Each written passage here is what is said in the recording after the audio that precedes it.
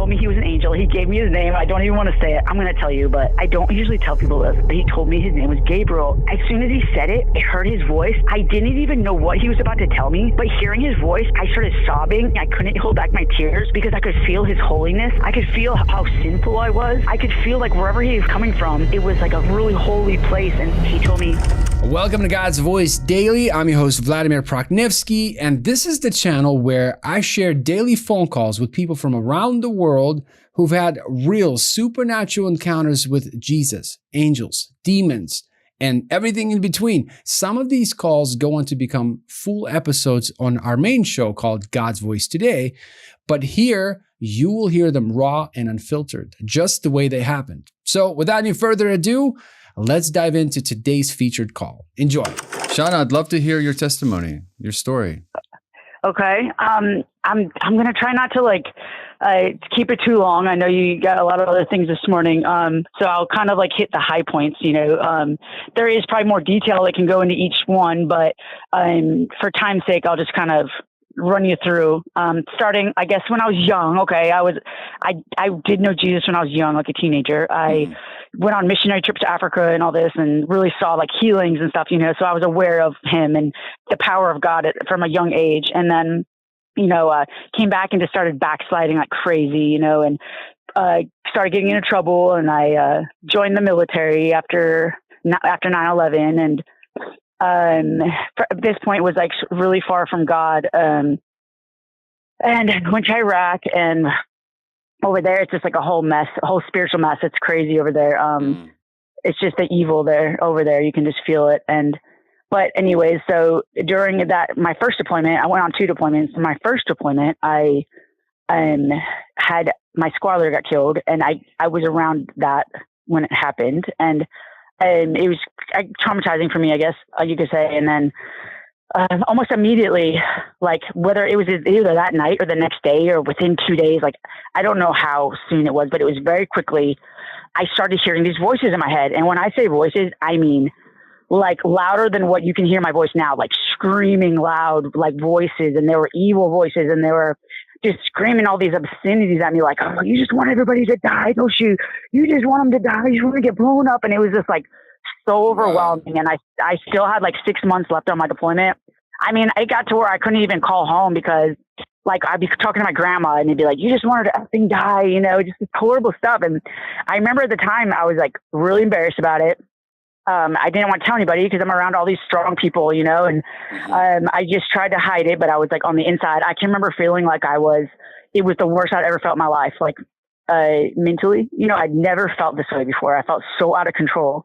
And I thought that either two things, because I knew about the spiritual from my childhood. And so I was I'm possessed or something. It kind of went through my mind. I was I'm either possessed by a demon or I'm turning into a serial killer. And even though I was hearing these things in my head, it was not my desires. It didn't match up with what I wanted. But I was maybe it's my brain is shifting into something evil and being around all this horrible stuff over here. And it's only a matter of time before I turn into I want to kill everybody, that's kind of where I was at. But I was I just got 6 more months. I got to get through this. And so I did. I just kind of tried to put it in the back of my mind as much as I could, and just mission after mission. And then I left the country, and when I tell you, it was within a day of being back, it just all those voices it was somebody turned the volume down on the radio.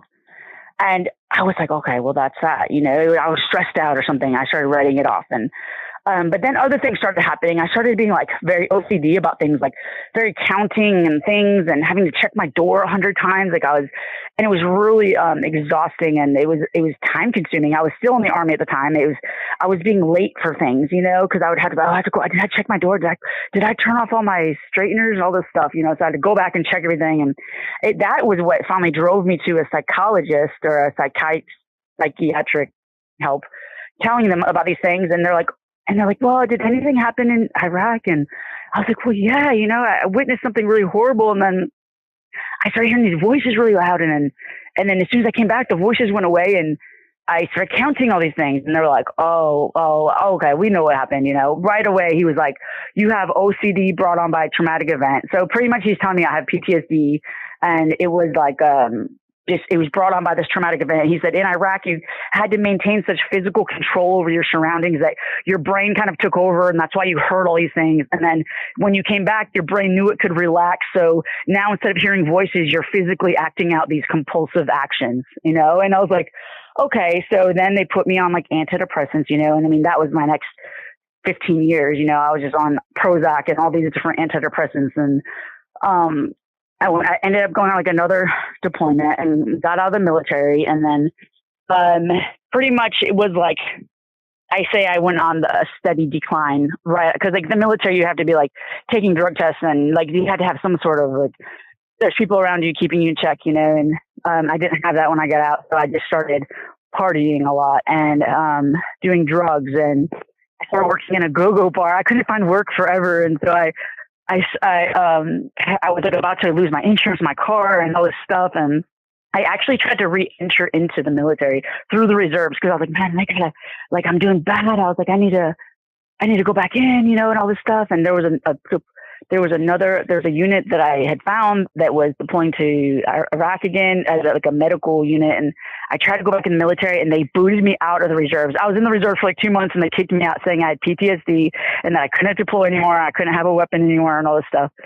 So I'm like broke, and I started working in a go-go bar. Like I became a dancer and, I did that for like 5 years, but in the midst of that, I found heroin.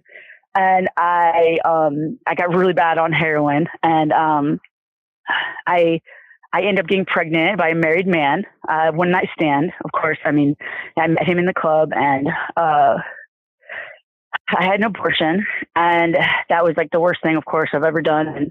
And but in that lifestyle, it was actually, I'm not making excuses, but it was just the way I thought I needed to handle it. I was like, if I can just put this behind me, I was like, I can just move past it. Like like I did Iraq, like I did all this other stuff.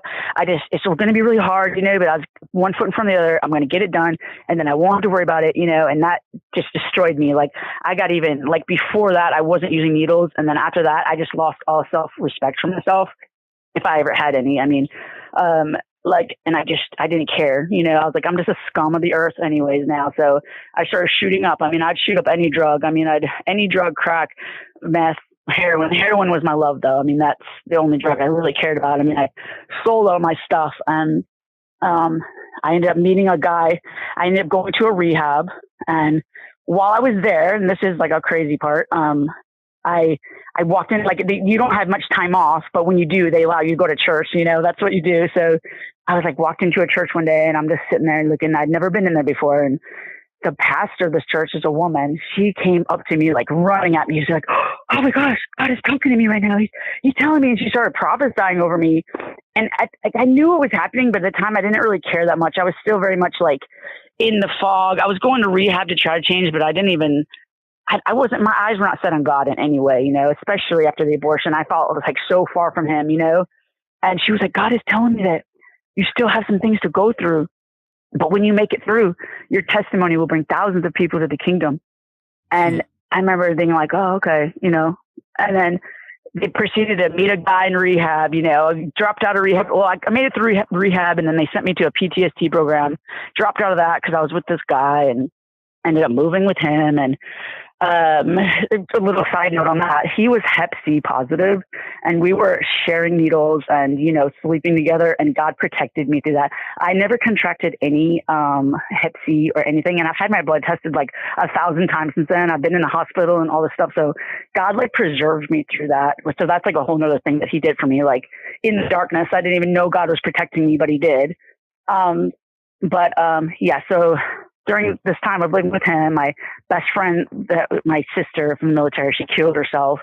So that just like threw me even deeper into, and I was really suicidal. And I thought, oh, I have to like go join her and all this stuff. And in the midst of it, I ended up getting a little dog, and that little chihuahua, I always say God sent in love for me because I didn't care about anything like that at that point. And that little dog, little chihuahua, after some months, she'd go everywhere with me to all the houses, all the drug dealers and all this stuff. And I just started really caring about her, like in a motherly way, kind of, I guess, because I don't know what it is to be a mother, but I love her in a way I've never loved anything, And that love I had for her made me start going, what if I go to jail? What if I die? Like, my boyfriend was ODing all the time.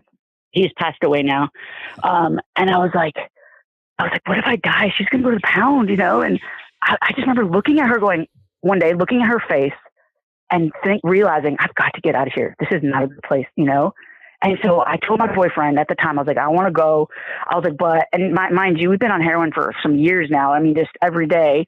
And I was like, I want to go, but I can't leave until we've both been off heroin for 3 months, because I was the only one who kept him. Like, his kidneys were already doing really bad. So I would have to bring him back all the time with Narcan and breathe for him, because he wouldn't be able to breathe. He OD'd so much that if I hadn't been there, he would have already been dead probably, unless, God brought in somebody else. I'm not putting it on me. God kept him alive, but I just didn't want the guilt of him dying on me. So I was like, we need to stay sober for 3 months, at least off heroin, And sure enough, within a month, we both did it. We both got on the shot, and with 3 months with drug dealers down the street, I had some supernatural strength inside of me, and so did he. And we both stayed off heroin for 3 months, which is somebody on heroin is like a miracle in itself. And I ended up leaving, got home to Arkansas, to where my family lives. I had been living in Kentucky, and wrecked my car right away. And now I look back and I'm like, thank you, Lord, because I would have come back a million times, if I had that car. Found out I didn't even have a driver's license. I've been driving around with a suspension and all this. And so for 2 years I walked, while I just wanted to go back to heroin, but I couldn't. And that little dog kept me here, because she kept me from getting on a bus and going back to Kentucky to find heroin, and living on the streets or something. That's how bad I wanted it. And during this time, I just got more and more depressed. And while I was walking once, because I walked a lot those 2 years, I was walking, and all of a sudden I heard in my mind that a voice, like a blip, of some sick stuff. It was like I heard in Iraq. It was like a word came through, and I went, I recognized it right away, and I was like, no. And pretty soon, within a month, probably, it was the most horrendous inpouring of evil thoughts, images. I would see genitalia. I'd see people's throats being slit. I would hear sexual, horrific things towards people, like rape and all this stuff. And it was loud, and I couldn't even talk to people. And it was getting shot. It was like getting shot with a semi-automatic weapon or something, but mentally, no matter how much I tried to make it stop, I couldn't. And it was just so overwhelming. And I was like, oh, it's back. I thought that it had went away, and I was like, it got triggered again somehow. And here I am. And I was like, I just knew, I remember just pacing in my apartment for hours, just knowing I'm going to kill myself. And that little dog, I knew she depended on me, and I would be mad at her sometimes. I'd be mad that she was there, because if she hadn't been there, I would have been out in those woods doing something, like hanging myself or something. I just fantasized about it. I was suicidally obsessed, but I knew I was going to hell. I was like, after I had an abortion, I was like, God doesn't want me. And I was like, I'm going somewhere bad. I know that. But I need to read the Bible. I need to start reading the Bible. I was like, because wherever I'm going, the Bible, if I have read the Bible in this life, in the next life, I'll have memorized spiritually the scriptures, and I'll be able to use that as ammunition against all this hellacious stuff that's going to be coming at me. That's where my mind was at. It wasn't because I was like, oh, I want to get closer to God. I thought that was past for me. I thought abortion was a unforgivable sin, And so I started reading the Bible.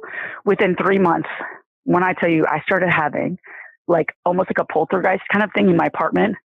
Grabbing my feet on the bed, touching me, keeping me awake. It kept me awake for almost a week. And I'm not even exaggerating when I say that. Every time I'd start to fall asleep, it'd push me really hard, it'd grab me and jostle me. It was physically hurting me. And I was so afraid, and I didn't know what to do. And blah, blah, blah. I ended up going to this. I was doing Reiki cord cutting, thinking that would help it. I had some evil attachment and all this stuff. And I ended up going to this lady, and she was like, it sounds like a demon. And I was like, what? This has been a week of it almost keeping me awake the whole time, And I was like, oh, okay. So on the way home, I started playing an exorcism prayer, in the name of Jesus and all this stuff. And that thing that had been messing with me for a week started talking to me how me and you are talking right now. It was really clear and loud. And he's like, hey, do you remember me? And I was like, And I was like thinking back to Iraq, and he was like, yeah, we met a long time ago in Iraq. Like he was telling me about when my squad leader got killed, like all those voices I started hearing and those thoughts that I was having, it was almost like the same thing. I think it came back to me, And I was like, what? And it ended up getting away from me. But for like the next 4 months, my apartment was like a horror house. It was like an open portal. I would hear things walking around, cupboards slamming. It felt like something was on the bed. I'd be like sitting on it or on a chair, and something would like run across it, like a full grown man running across your bed while you're sitting in it. Like that's what it would feel like. My apartment would stink like smoke and feces, like all the time. And then they would dissipate really quickly. And I was like, and this whole time I'm like playing prayers on the speaker, and it would keep things at bay for a short time, but then eventually they'd come back, like within an hour or two, things would come back. I ended up like staying awake mostly through the night, sleeping during the day, because at night it was a lot worse, And then at the end of this 4 months, I had something start attacking me that it felt like it was grabbing me. It felt like it was sucking something out of me. It was almost like somebody put a vacuum on me and was like a hose to my sternum. And it was so painful. And I don't know what it was doing. I felt like it was like eating my soul, eating something from me. And it was so painful. And I just knew like my upper body would be throbbing from it. And I was like, I just know this is going to get me, And the attacks started getting more frequent. Like I could drive it off, but within 10 minutes it'd be back, and it would follow me anywhere that I went, to my grandpa's house, to the store. Like if I was in my truck, he'd be with me, And I was like, oh man. And during this time I was in my room, and I had a voice start speaking to me, just like a loud, clear voice. And he told me he was an angel. He gave me his name. I don't even want to say it. I'm going to tell you, but I don't usually tell people this, but he told me his name was Gabriel. And that's what he said. He said, my name is Gabriel. And as soon as he said it, I heard his voice. I didn't even know what he was about to tell me, but hearing his voice, I started sobbing. I leapt to my feet and started sobbing. I couldn't hold back my tears because I could feel his holiness. I could feel how holy he was. And I don't know how to explain that. I could feel how sinful I was.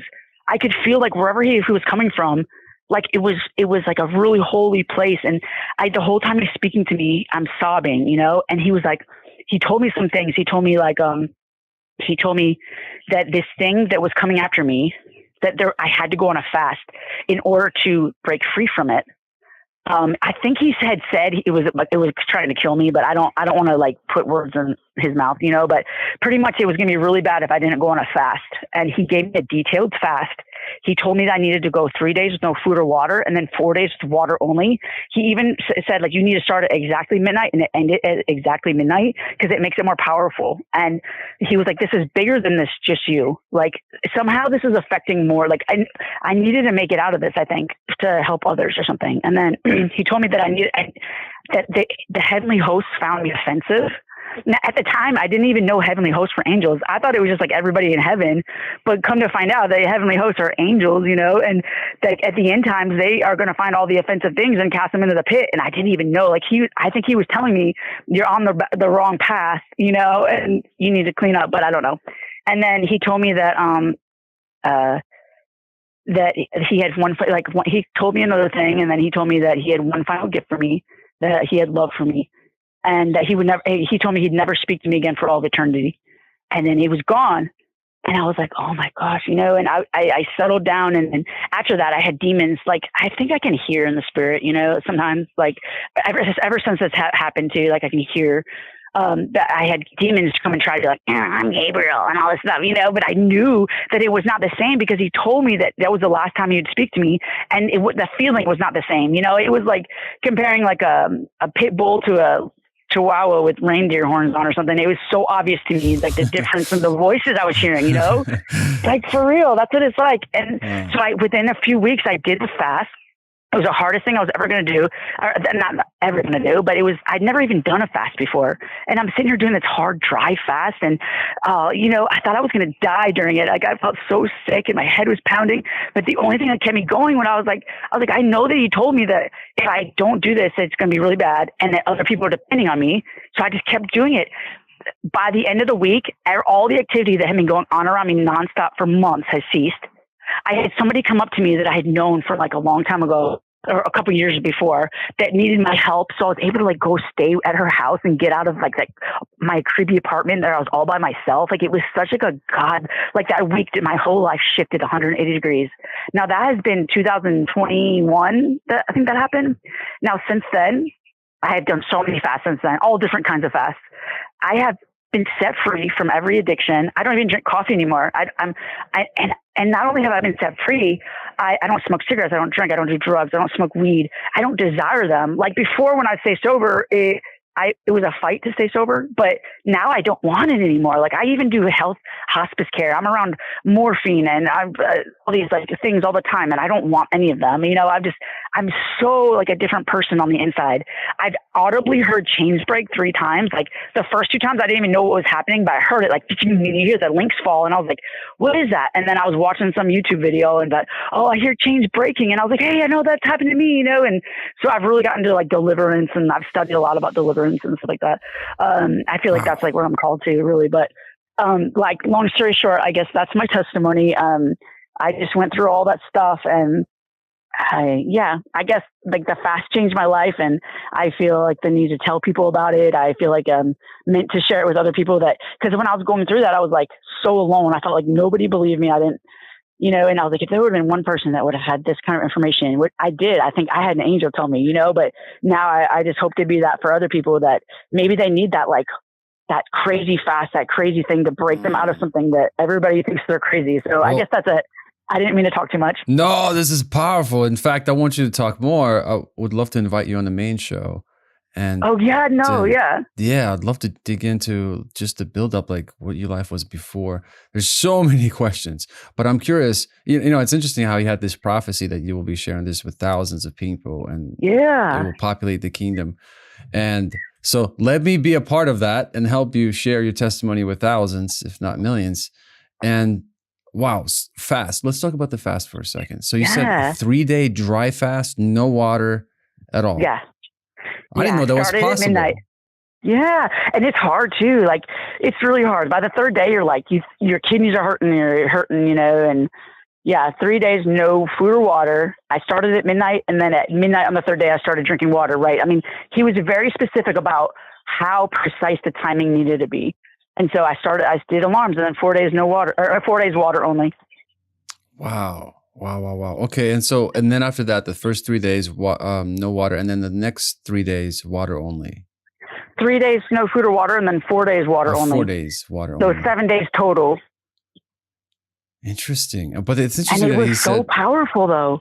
Did you, what kind of things during the fast did you, man, that's crazy that you heard actual chains falling off of you.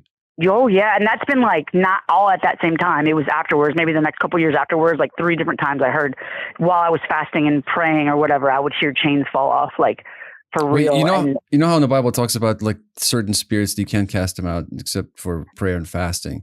So I guess that's biblical, right? There are so strongholds over your life. And in order to really get rid of them, you got to pray and fast. What is it about prayer and fasting that completely just you create an environment where they just can't thrive? I don't know, but I have very vivid dreams. Like ever since then, demonic dreams. I've seen angels, I think a couple times, but they look like people. But I mean, usually it's demon dreams every night. They're like after me now ever since that happened, you know? But like whenever I'm fasting, it's like in my dreams, I'm more like immune to them and what they're trying to do. Like, I don't know what it does. It kills your flesh. It kills your body somehow. And it brings your spirit up stronger, even though you don't feel stronger. You feel like bad, you know, but it does something. It's kind of like, to say that, you know, if you think about kingdom and everything is kind of reverse. Well, to be first, you got to be last. To get, you have to give. And to be strong, you almost have to go through this weakness. It's kind of like, well, Jesus is just anybody who, this whole like going to the desert and fasting for 40 days kind of thing, where it's almost like a boot camp, right? Yeah. Get you prepared for spiritual warfare. Yeah. But interesting what Michael said to you about Michael Angel, the angel told you that Gabriel. I'm sorry, that was Gabriel, right? No, it's okay. He said that he will never speak to you again for all eternity. Yeah. I know. It broke my heart when I heard it because I thought I was like, I made him mad, you know? But now I think he was protecting me. He was protecting me. That's what I believe, you know? Wow. But, and also you back to the fast, you said that the fast, other people depended on it. What He said, this is bigger than just you. That was one of the first things he told me. This is bigger than just you. What do you make of that? I don't know. I think it's either, at the time I thought, oh, I have to do this fast because right now there's people depending on me. But I almost think that thing was trying to kill me literally, because why would I get a message from an angel unless it was really bad? I mean, come on, you know? And it felt really bad. And I think that me making it out of that situation and somehow is what other people are depending, maybe on my testimony, maybe on something. I don't know. That's kind of how I'm taking it. Wow. That's powerful. Amazing. Man, I'm still getting over this cough, so I'm coughing. Forgive me for that. No.